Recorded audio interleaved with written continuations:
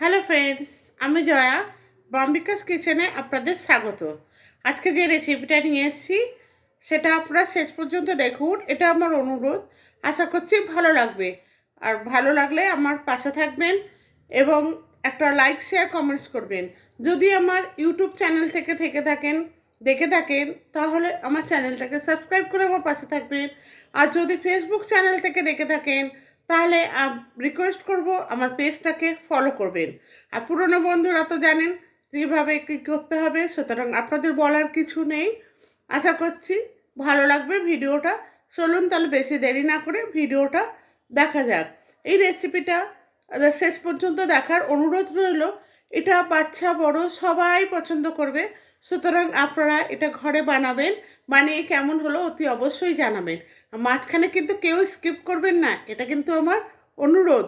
আশা করছি আপনারা স্কিপ করবেন না। চলুন তাহলে রেসিপিটা দেখে নেওয়া যাক। রেসিপিটা বানানোর জন্য এখানে লাউয়ের খোসা নিয়েছিলাম। লাউয়ের খোসাগুলোকে আমি রান্না করার সময় লাউয়ের খোসাগুলোকে একটু মোটা মোটা করে কেটে তারপরে এই আলু ভাজার মতো ঝিরঝির করে কেটে নিয়েছি। লাউয়ের খোসা ভাজা এর আগেও আমি করেছি, আজকে আমি আবার করছি। তা এইভাবে আলু ভাজার মতো ছোটো ছোটো করে পাতলা পাতলা করে কেটে নিয়েছি, নিয়ে ভালো করে ধুয়ে নিচ্ছি। নিয়ে ভালো করে ধুয়ে আমি জলটাকে ফেলে দেবো।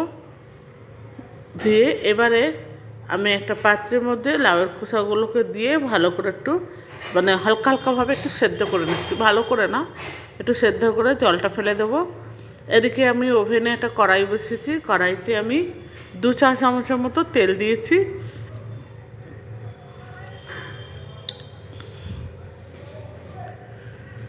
তেল দিয়ে নিচ্ছি যাতে লাউয়ের খোসাগুলো ভাজা যায়। এবং ফোড়ন হিসাবে আমি দিয়ে দেবো এখানে সর্ষে আর রাঁধুনি একসাথে মিশিয়ে আমি এখানে ফোড়ন দিয়ে দিয়েছি। দিয়ে এবার একটা শুকনো লঙ্কা ভেঙে আমি দিয়ে দিচ্ছি। ঝালটা আপনারা আপনাদের মতো দেবেন। এখানে আর কোনো মশলা অ্যাড হবে না। আপনারা এইভাবে রান্না করে দেখবেন, এটা রুটির সাথে যেমন খেতে টেস্ট লাগে, গরম ভাতের সাথে খেতেও খুব ভালো লাগে। বন্ধুরা, আপনারা কেউ প্লিজ স্কিপ করে দেখবেন না, শেষ পর্যন্ত দেখুন আমি কিভাবে করছি। ভালো লাগলে অতি অবশ্যই লাইক শেয়ার কমেন্টস করবেন। এবার আমি সেদ্ধ করা লাউয়ের খোসাগুলো তেলের মধ্যে দিয়ে দিচ্ছি। এটা মিনিট 3 থেকে 4 রান্না করতে লাগে, যেহেতু এটা সেদ্ধ করা আছে তাই। দিয়ে এবার ভালো করে হালকা হাতে নেড়ে চেড়ে আমি এই খোসাটাকে ভেজে নেব। এবার আমি এখানে দিয়ে দিচ্ছি স্বাদ মতো লবণ, নুন। এবারে আর দিয়ে দিচ্ছি হলুদ গুঁড়ো, দিয়ে দেবো 1/2 চা চামচের মতো আমি হলুদ গুঁড়ো দিয়ে দিচ্ছি। দিয়ে ভালো করে আমি নেড়ে ছেড়ে নেবো, নিয়ে ভালো করে আমি এটাকে ভেজে নেব।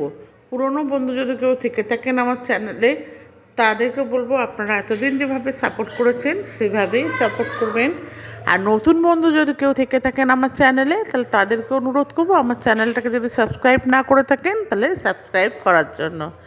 আর আমার ফেসবুক থেকে যদি কোনো বন্ধু দেখে থাকেন তাহলে ফেসবুক পেজটাকে ফলো করে আমার পাশে থাকবেন। আর ভিডিওটি শেষ পর্যন্ত দেখুন, আশা করছি ভালো লাগবে। ভালো লাগলে তাহলে তারপরে একটা কমেন্টস এবং লাইক করে শেয়ার করে দেবেন প্লিজ। আর কেউ স্কিপ করে দেখবেন না। এইভাবে আমি নেড়ে চেড়ে ভেজে নিচ্ছি। মাঝে মাঝে নাড়তে হবে, নাহলে তলায় লেগে যাবে।